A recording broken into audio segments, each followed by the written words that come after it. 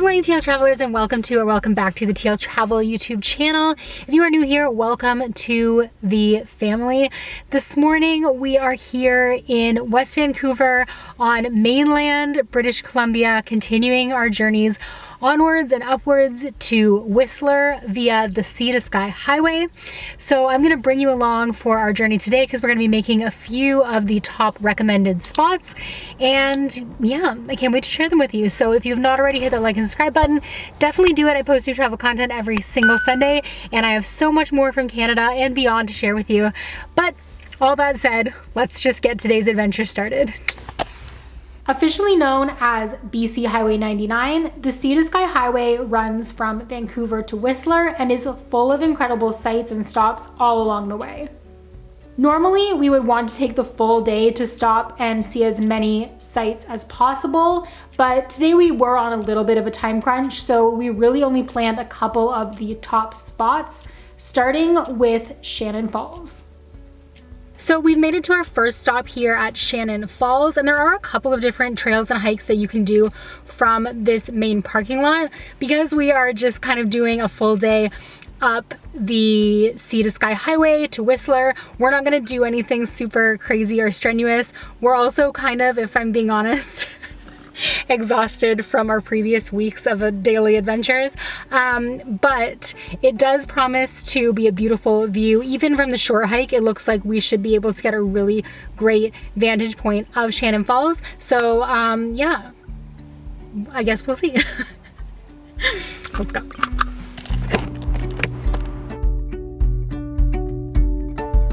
Until I see you smile just below those eyes that tell me you're okay.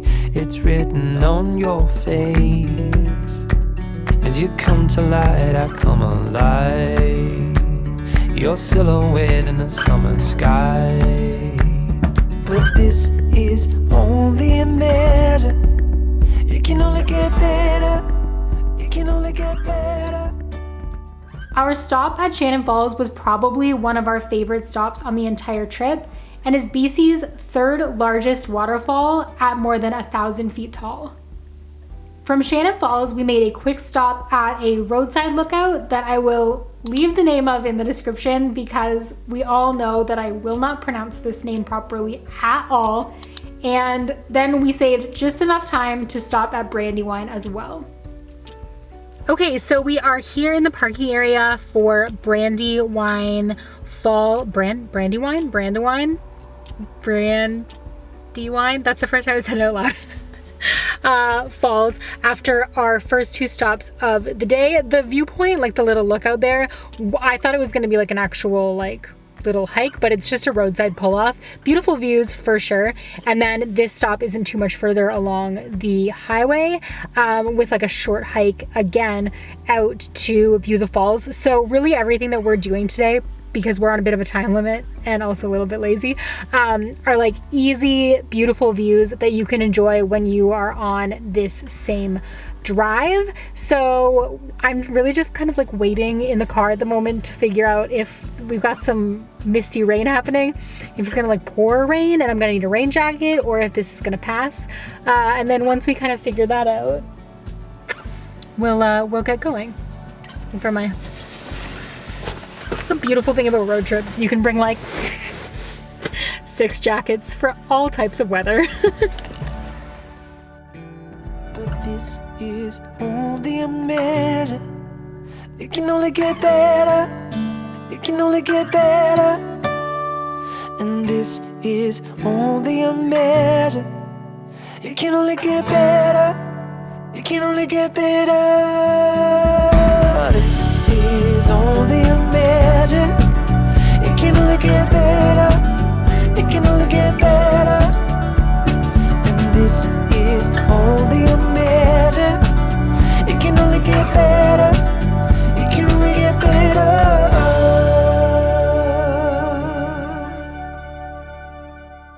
Okay, so we have just arrived at our Airbnb here in Whistler. This day is done. We are both exhausted despite not doing all that much. Beautiful drive. If you've seen our content from the Icefields Parkway, or remember our content from the start of our Alberta series.